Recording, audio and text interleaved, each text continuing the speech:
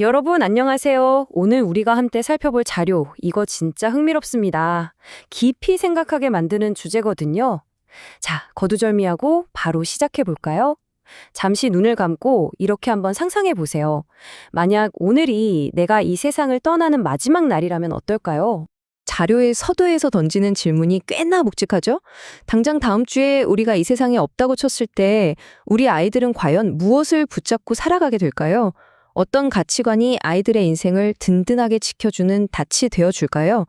오늘 살펴볼 자료는 바로 이 영적 유산이라는 조금은 무거울 수 있는 주제를 아주 흥미롭고 객관적인 역사적 데이터를 통해서 시각적으로 쫙 풀어내고 있습니다. 어떠세요? 궁금하지 않으신가요? 바로 들어가 보시죠. 이게 그냥 뜬구름 잡는 철학적인 질문이 아니라는 게 진짜 재미있는 포인트입니다. 20세기 초에 미국의 아주 유명한 교역학자죠. 알버트 윈십이라는 분이 이 질문에 대한 답을 찾으려고 무려 150년에 걸친 추적 조사를 진행했습니다. 완전히 다른 삶의 궤적을 가진 두 가문을 150년 동안 쭉 따라가 본 건데요. 조상의 아주 근본적인 선택 하나가 먼 훗날 후손들에게 얼마나 어마어마한 나비 효과를 가져오는지 아주 명확한 데이터로 보여주고 있습니다. 연구의 중심에는 두 명의 인물이 등장합니다. 정말 달라도 너무 다른 두 사람인데요. 한 명은 널리 알려진 기독교인이자 목회자였던 조나단 에드워즈이고요. 다른 한 명은 무신론자였던 맥스 주크입니다. 이 자료는 두 사람의 완전히 상반된 세계관 그리고 삶의 방식이 그들의 가계도에 도대체 어떤 흔적을 남겼는지 아주 극명하게 비교해서 보여줍니다. 자, 결과가 어땠을까요? 먼저 조나단 에드워즈 가문의 성적표부터 확인해 보겠습니다. 와, 수치가 정말 입이 떡 벌어집니다. 그의 후손 중에서 무려 13명의 대학 총장, 30명의 판사, 그리고 60명의 의사가 나왔다고 하네요. 이게 단순히 좋은 직업을 많이 가졌다를 자랑하는 게 아닙니다. 한 사람이 가진 긍정적이고 신앙적인 가치관이 세대를 거듭하면서 어떻게 사회에 선한 영향력을 끼치는 번영의 유산으로 자리 잡았는지를 데이터로 쾅 하고 증명해 주는 거죠. 그런데 말이죠. 반대편에 있는 맥스 주크 가문의 후손들을 추적한 결과는 정말 완전히 달랐습니다. 총 1200명의 후손을 추적해 봤는데 세상에 그중에서 제대로 된 직업을 가진 사람이 딱 20명에 불과했습니다. 게다가 진짜 충격적인 사실은 뭔지 아세요? 그 20명 중 절반, 그러니까 10명은 심지어 교도소에 수감된 상태에서 기술을 배워서 직업을 가졌다는 겁니다. 에드워즈 가문과는 정말 하늘과 땅 차이 아닙니까? 부모의 근본적인 가치관, 선택이 이렇게 무시무시한 차이를 만든다는 걸 객관적으로 짚어주고 있습니다. 자, 그렇다면 도대체 무엇이 이런 엄청난 나비 효과를 만들었을까요? 이 자료는 그 본질적인 해답을 찾기 위해서 성경적 그리고 신학적인 기초로 시선을 돌립니다. 여기서 한국어 성경 창세기 12장 2절의 번역이 어떻게 바뀌었는지를 짚어주는데 이게 또 아주 기가 막힌 통찰을 줍니다. 예전 성경에서는 너는 복의 근원이 될지라 라고 번역됐던 구절이 있거든요. 근데 최신 개정판에서는 이걸 너는 복이 될지라로 살짝 수정했습니다. 근원이라는 단어 하나 빠진 건데 이 작은 차이가 왜 그렇게 중요할까요? 핵심은 바로 이겁니다. 이 자료의 해석에 따르면요. 인간은 애초에 자기 스스로 복의 근원, 그러니까 오리지널 소스가 될 수는 없다는 신학적인 관점이 깔려 있는 겁니다. 복의 진짜 근원은 오직 신, 즉 하나님뿐이라는 거죠. 여기서 될지라라는 표현이 문법적으로 보면 한 번 하고 마는 게 아니라 계속해서 반복되고 지속되는 상태를 뜻한다고 해요. 다시 말해 신이 지속적으로 나와 함께 해 주실 때라야 비로소 내가 우리 가족과 사회에 축복을 흘려보내는 일종의 통로나 샘플이 될 수 있다는 아주 깊은 의미를 담고 있는 겁니다. 물론 아시다시피 신앙을 가졌다고 해서 하루아침에 인생이 꽃길로 변하는 건 절대 아니죠. 현실은 어떻습니까? 예고 없이 찾아오는 질병, 가족끼리의 갈등, 이혼, 우울증. 정말 첩첩산중 고난의 연속이잖아요. 자료에서도 이 점을 아주 명확히 짚고 넘어갑니다. 인생에 이렇게 갑작스럽게 폭풍우가 몰아칠 때 우리에게 진짜 평안을 주는 건 통장에 찍힌 잔고나 세상의 짜릿한 쾌락이 아니라는 거예요. 그 어떤 비바람에도 흔들리지 않고 꽉 잡아주는 깊은 영적 뿌리, 바로 그것만이 진정한 평안을 버티게 해주는 원동력이라는 거죠. 그러면 도대체 어떻게 해야 나 한 사람이 우리 가족 전체를 위한 영적 축복의 모델이, 그러니까 복의 통로가 될 수 있을까요? 이 자료는 성경에 나오는 아브라함의 이야기를 분석해서 세 가지의 아주 구체적인 행동 단계를 끄집어냅니다. 첫째는 내가 좋아하는 걸 과감히 내려놓는 것. 둘째는 나의 편안함, 즉 안위를 포기하는 것. 그리고 셋째는 오직 신에게만 온전히 집중하는 것. 자, 이 세 가지 결단이 구체적으로 어떻게 실천되는지 하나씩 뜯어볼까요?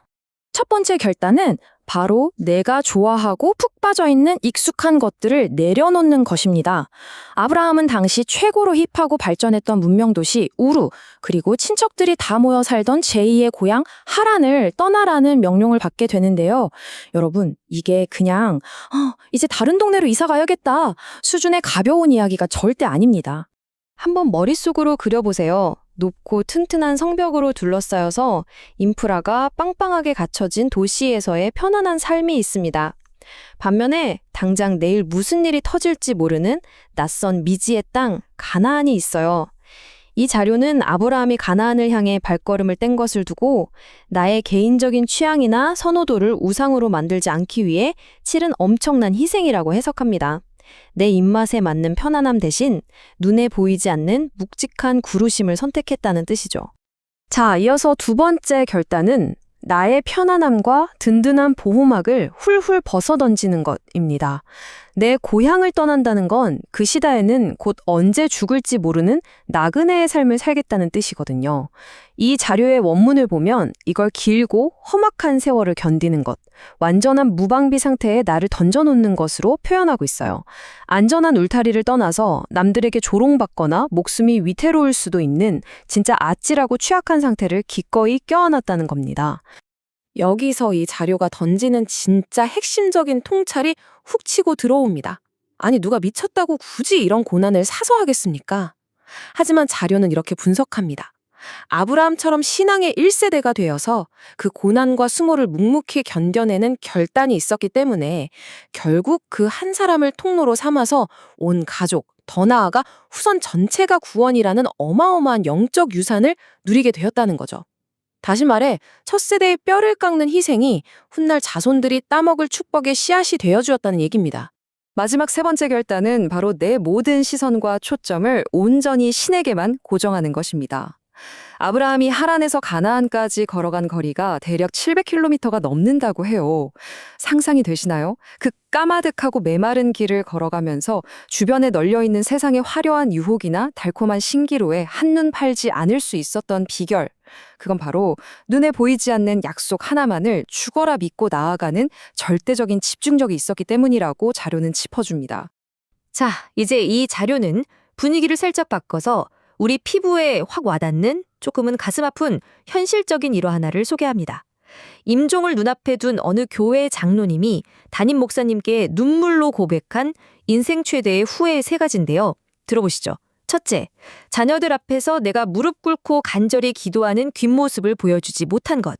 둘째, 아이들과 둘러앉아 성경을 같이 읽지 않은 것. 셋째, 아이들이 싫다고 해도 억지로라도 손을 끌고 예배의 자리에 데려가지 못한 것입니다. 그 장로님이 마지막으로 남긴 뼈아픈 한마디가 이렇습니다. 목사님, 지금 제 자녀들은 아무도 하나님을 모릅니다. 이것이 제 인생에서 저지른 가장 끔찍한 실수입니다. 정말 가슴이 쿵 내려앉지 않나요? 이 짧은 일화는 우리에게 아주 매서운 경고를 날립니다. 내가 아무리 혼자 신앙생활을 오래 그리고 열심히 했다고 해도요, 내 자녀에게 의도적으로 그리고 체계적으로 이 영적 유산을 물려주기 위해 치열하게 행동하지 않으면 현실에서 얼마나 비극적인 결말을 마주할 수 있는지를 아주 날것 그대로 보여주고 있습니다. 오늘 우리가 쫙 훑어본 이 자료의 메시지는 결국 맨 처음에 던졌던 그 묵직한 질문으로 다시 돌아옵니다. 여러분, 만약 오늘이 여러분의 진짜 마지막 날이라면요? 우리가 이 세상을 떠난 뒤에 남겨진 우리 아이들은, 그리고 150년 뒤에 태어날 우리의 까마득한 후손들은 과연 두 손에 무엇을 꽉 쥐고 이 거친 세상을 살아가게 될까요? 우리는 지금 바로 이 순간에도 매일매일 나만의 유산을 하나씩 만들어가고 있습니다. 오늘 당신이 내린 그 선택은 먼 훗날 어떤 열매를 맺게 될까요? 이 질문을 여러분의 마음속에 조용히 던져보면서 오늘 준비한 해설은 여기서 마무리하겠습니다. 끝까지 함께 해주셔서 감사합니다.